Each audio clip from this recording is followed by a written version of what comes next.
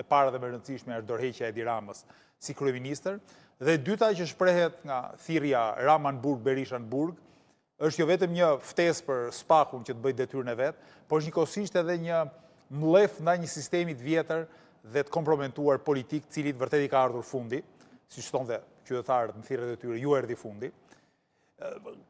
Po mbyllet një cikël, po mbyllet ndoshta tranzicioni i mirëfillt në Shqipëri këto ditë. Sigurisht, protesta ende nuk e ka arritur objektivin madhor, që është dorëheqja e qeverisë edhe e Ramës rreth parë. Mirë po, unë prapë kam besim që duke u rritur dita ditës dhe duke vazhduar deri në arritjen e këtij objektivi, protesta ka për të qenë vërtet e suksesshme. A mendon se do të arrihet objektivi duke qenë se marrë shkas sigurisht edhe nga deklaratat e zotit Rama, pra duket sikur nuk po intereson shumë se çfarë thot populli, po ironizon, le të themi, influencerë të ndryshëm se dalin në protestë. Pra, ka një mos përfillje, por nga ana tjetër edhe përfillje, se fakti që e komenton do thotë që ka diçka. Rama ka shumë frikë.